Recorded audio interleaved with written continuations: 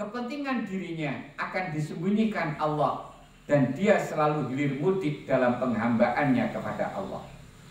Jadi wong kabeh wong panggah mesti jenenge kepinginan itu panggah enten, sedikit banyak wonten. Tapi wong niku nek wis lebih tinggi sandarane dhateng Gusti Allah, mongko lakune niki sing kaitane karo kepentingane awake dhewe niki tertutup, ora ketok. Mboten ketok. Dan bahkan sikape dia selalu sibuk dengan urusan urusan yang berkaitan kalian penghambaanipun piyambake dhateng Gusti Allah. Akan selalu ngoten, sibuk dengan ibadah.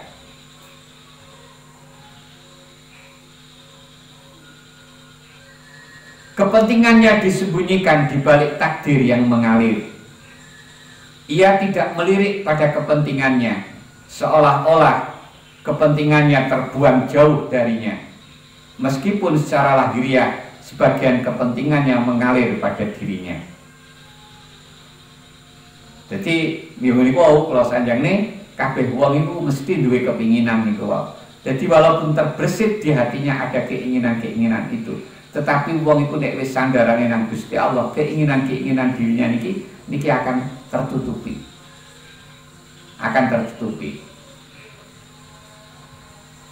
Sebaliknya, ketika Allah berkehendak menghinakan hambanya, maka di dalam gerak-gerik dan diamnya akan diletakkan pada kepentingan dirinya. Jadi dia melaku itu pokoknya sing penting awake dhewe untung. Melaku iki sing penting awake dhewe enak. Panggah ngoten mawon urusane. Penghambaannya tertutup oleh kepentingannya. Dia selalu hilir mudik dengan memenuhi syahwatnya. Akan selalu sibuk dengan urusan pemenuhan syahwat niku. Untuk memuaskan keinginan niku. Akan selalu sibuk kalian ngoten niku. Jadi ketok banget nek dhek niki mengejar sesuatu yang memang jadi kepentingan dirinya sendiri.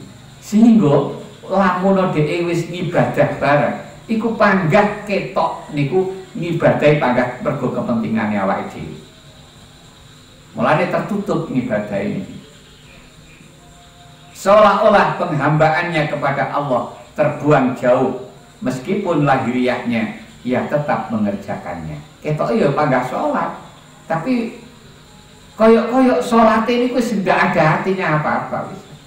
Mergo napa lebih didominasi kalian kepentingannya awake dhewe itu. Beramal dengan bersandar kepada Allah akan membuahkan kedekatan kepada Allah. Jadi nanti ada dua bentuk. Kita ngamal niki amal billah utawa amal lillah. Niki yang membedakan. Amal billah niki amal yang kita sandarkan dhateng Gusti Allah. Kita beramal kanthi bersandar kalian Gusti Allah, memohon pertolonganipun Gusti Allah. Maka orang yang beramal seperti ini maka akan mendapatkan buahnya, yaitu akan dekat kepada Allah. Satu contoh ngeten ilustrasi ini. Jadi koyok panjenengan ada satu kepentingan di napa niku kalian pemerintahan kabupaten misalnya. Jenengan gadah tonggo niki punya akses dateng kantor kabupaten niku. Lah mergo dhek duwe akses, akhirnya bolak-balik niki kita iki selalu minta tulung. Aku tulung sampean terne. Aku tulung sampean wangi ngene. Aku tulung kon ngene-ngene. Nah, akhirnya kan lama kelamaan cedek dia ini. Nah, ngoten to nggih. Ya niku lho. Mulane nek kita beramal niku ngoten niku, maka buahnya dia akan dekat kalian Gusti Allah. Terus ada model kedua, amal lillah. Dia beramal karena Allah. Apapun yang dia kerjakan itu tujuannya hanya selalu karena Allah. Nah, orang yang beramal karena Allah, maka buah yang akan dipetik adalah pahala oleh ganjaran. Ibaratnya kayak wong nyambut gawe. Wong kok nyambut gawe? Wong nyambut gawe niki rata-rata kan mesti supaya oleh upah yang layak atau bahkan upah yang lebih baik. Makanya dia ini ku kerja sing koyo mempeng oleh kerja niki mergo niku. Mergo apa oleh kerja niku angen-angene krana niki wau, akhirnya yang diperoleh pun juga upah itu. Oleh ngoten niku. Mulane wong sing ngamal oleh ngamal niku wau krana Gusti Allah, moko sing bakal oleh kangge awake dhewe ya kuwi oleh ganjaran saka ngersane Gusti Allah. Beramal dengan bersandar kepada Allah, pelakunya akan selalu menyaksikan sang kekasih di dalam hijab yang menghalangi. Uang niku nek selalu setiap dia bergerak, setiap dia beraktivitas niku selalu sandarane karo Gusti Allah. Maka dibalik dari yang nyata oleh mata ini, apa yang nyata oleh mata ini akan seringkali menjadi hijab kita datang Gusti Allah. Nah, akhirnya di dalam hijab ini kita saged selalu nyekseni datang Gusti Allah. Niku nek kita beramal apa dengan sandaran datang Gusti Allah. Sebaliknya, beramal karena Allah akan membuahkan pahala di balik pintu. Jadi koyo ibaratnya koyo ana apa? Di balik napa cara digambarne nggih niki wau kita ngibadah mempeng ning donya niki wau. Akhire niki buah yang akan kita petik adalah pahala besok di akhirat. Jadi di balik pintu itu.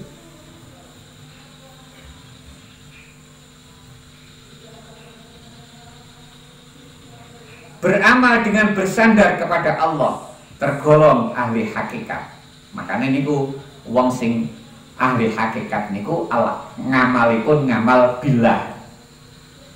Tapi nek sing ahli syariat niku ngamale lillah, ngamale krana Allah. Iku semuanya punya nilai sendiri, tapi tingkatannya beda. Wong nek amale billah niku tingkatannya luwih dhuwur. Nek amale lillah iku wis dhuwur. Wis dhuwur. Mergo nek amale lillah niki wis ikhlas. Wis dhuwur berarti niki. Tetapi iku sik kalah dhuwur karo sing ngamal billah niku. Mulane niku al amal minallah wa billah walillah wa ilallah. Jadi sini ngoten. Amal iki yo sumbere saka Gusti Allah. Ngamal ini dikerjakan sandarane karo Gusti Allah. Amal ini kita lakukan karena Allah, dan amal ini kita arahkan menuju datang Gusti Allah. Kita kembalikan datang Gusti Allah.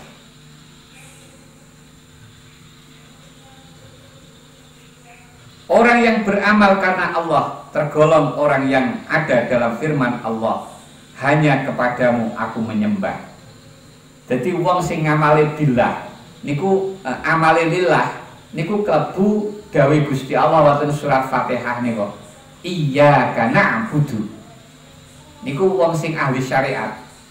Sing ahli syariat niku klebu temu niku iyyaka na'budu, hanya kepadamu aku menyembah. Mulane mergo arahe ngoten niku, maka amal atau ibadah yang dia kerjakan selalu dilandasi ngibadah niki krana Allah. Ngibadah krana Allah. Mulane kan pas niki iyyaka na'budu. Sedangkan orang yang beramal dengan bersandar kepada Allah termasuk dalam firman Allah, hanya kepadamu aku memohon pertolongan. Wong sing ngamali niku sandarane karo Gusti Allah, maka dia masuk dalam ayat berikutnya, iyyaka nasta'in wa iyyaka nasta'in. Klebu dawuh niku, hanya kepadamu aku memohon pertolongan. Hikmah yang lalu menggambarkan keadaan hamba Allah yang mempunyai maksud yang baik, yaitu mau mengubah dunia supaya menjadi tempat kehidupan yang sentosa. Tetapi ternyata gagal melaksanakan maksudnya apabila dia bersandar kepada kekuatan dirinya sendiri. Allah menggambarkan dunia sebagai tempat huru-hara dan kekeruhan. Siapa yang memasukinya pasti berjumpa dengan keadaan tersebut. Kekuatan huru-hara dan kekeruhan yang ada pada dunia sangatlah kuat, karena Allah yang meletakkan hukum kekuatan itu padanya. Upaya untuk mengubah apa yang Allah tentukan akan menjadi sia-sia. Mergo niku wong gak iso nembus takdir niku. Allah yang menetapkan sesuatu perkara, hanya Dia saja yang dapat mengubahnya. Karena yang menentukan Allah, maka yang dapat mengubah tentu hanya Allah. Segala kekuatan, baik dan buruk, semuanya datang daripadanya. Oleh karena itu, jika mau menghadapi sesuatu kekuatan yang datang darinya, dari Allah, juga harus dengan kekuatannya pula. Mulane niku minta pertolongan Allah niku. Kekuatan yang paling kokoh untuk menghadapi kekuatan yang dimiliki dunia ialah kekuatan berserah diri kepada Allah. Kembalikan semua urusan kepadanya. Rasulullah telah memberi pengajaran dalam menghadapi bencana dengan ucapan dan penghayatan. Inna lillahi wa inna ilaihi raji'un.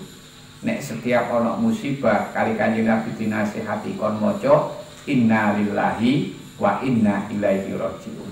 Ini sebenarnya tidak sekedar hanya sekedar ucapan ketika kita menerima musibah. Tetapi apa? Ini lebih dalam lagi. Karena dalam kalimat ini menunjukkan bahwa segala apapun itu sumbernya adalah dari Allah, karena itu milik Allah. Dan karena itu milik Allah yang berarti sumbernya dari Allah, maka tentu kembalinya juga akan kepada Allah. Ketika kita menerima musibah, maka musibah ini adalah yang meletakkan Allah. Karena Allah yang meletakkan supaya kita kuat dalam menghadapi musibah, maka kita kembalikan kepada Allah. Sehingga ben ruso niki ngadepi musibah niki. Semua perkara datangnya dari Allah dan akan kembali kepada Allah juga. Misalnya api yang dinyalakan, dari mana datangnya jika tidak dari Allah? Dan kemana perginya bila dipadamkan jika tidak kepada Allah? Apabila suatu maksud disandarkan kepada Allah, maka menjadi hak Allah untuk melaksanakannya. Nabi Adam mempunyai maksud yang baik, yaitu mau menyebarkan agama Allah di atas muka bumi ini dan menyandarkan maksud yang baik itu kepada Allah, dan Allah menerima maksud tersebut. Jadi makin ngeten, ini sing wau kita pahami. Wong niku nek ketika beramal niku wis sandarane dhateng Gusti Allah. Niki walaupun secara kenyataan niki ketok-ketok ora berhasil, tapi sebenarnya dalam segi makna niku dia berhasil. Kalau keberhasilan ini kita nilai dari sisi materi, maka saged kita contohkan tentang kejadian Nabi Adam. Ketika Nabi Adam, manusia yang pertama kali diciptakan oleh Allah dan kemudian diangkat oleh Allah menjadi utusan, maka Nabi Adam pada saat itu punya cita-cita, punya angan-angan untuk mengajak anak-anaknya, keturunan-keturunannya untuk selalu mendekat dan menghambakan diri kepada Allah. Niki maksud yang baik ini. Dan ketika Nabi Adam punya maksud yang seperti itu, maka kemudian Nabi Adam menyandarkan maksud ini kepada Allah. Akhirnya oleh Allah disambut, diterima, karena sudah diserahkan oleh Nabi Adam, diterima oleh Allah. Maka mungkin saja pada masa Nabi Adam ini masih banyak hal-hal yang mungkin belum terlihat keberhasilannya. Tapi kemudian karena disambut oleh Allah ketika Nabi Adam sudah wafat, oleh Allah diteruskan dengan mengangkat utusan yang lain. Begitu pula seterusnya mengangkat utusan yang lain, sampai pada mengangkat Nabi Muhammad SAW.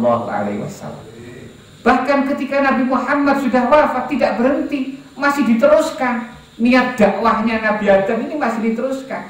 Siapa yang meneruskan? Para pewaris Nabi, para ulama. Diteruskan sahabat, tabi'in, dan seterusnya sampai pada ulama ila yaumil kiamah.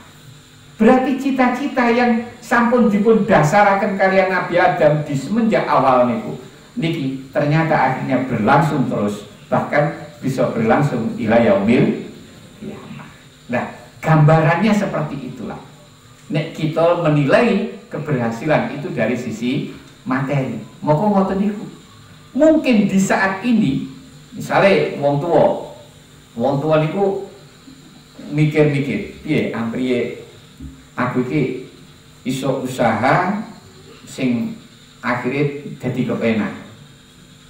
Dia mengolah, merancang, akhirnya dia kerjakan usaha itu. Bertahun-tahun dia tekuni sampai dia ini sudah kekuatannya lepas, kekuatannya lemah, sudah tidak ada kemampuan karena kondisi tua. Ternyata pada masa dia usia tua ini, nopo sing mau dirancang niku ternyata tetap durung ketok hasil. Durung ketok hasil sampai dia meninggal. Dan anaknya yang mengerti sejarah orang tuanya, bagaimana orang tua ini menggeluti usaha ini, akhirnya anak ini mencoba meneruskan. Diteruskan apa yang sudah dicapai oleh orang tuanya, dikembangkan. Akhirnya di saat dipegang oleh anak jadi berhasil. Atau bisa juga kita gambarkan di saat dipegang anak ini ternyata belum berhasil, tapi ternyata begitu sampai pada cucunya lagi ketok berhasil. Niku nek kita penilaiannya adalah penilaian materi. Nah niki wau. Setelah Nabi Adam wafat, maksud dan tujuan beliau diteruskan. Allah memerintahkan maksud tersebut dipikul oleh nabi-nabi yang lain sehingga kepada nabi terakhir yaitu Nabi Muhammad. Setelah Nabi Muhammad wafat, ia dipikul pula oleh para ulama yang menjadi pewaris para nabi. Ia tidak akan berhenti selama ada orang yang menyeru kepada jalan Allah. Jika dipandang dari segi perjalanan pahala, maka bisa dikatakan pahala yang diterima oleh Nabi Adam karena maksud baiknya berjalan terus selama agama Allah berkembang dan selagi ada orang yang mewarisi dan meneruskan perjuangannya ini. Karena yang melandaskan perjuangan untuk agama Allah ini adalah Nabi Adam. Lah, ternyata landasan yang sudah dibangun oleh Nabi Adam ini diteruskan oleh nabi-nabi berikutnya sehingga diikuti oleh umat-umatnya, diteruskan lagi oleh sahabat, kemudian sampai diteruskan pada ulama. Maka karena Nabi Adam ini pencipta pondasinya, maka tentu pahala ini kan mengalir. Maka Nabi Adam ini yang lebih banyak pahalanya. Pahalanya ngalir.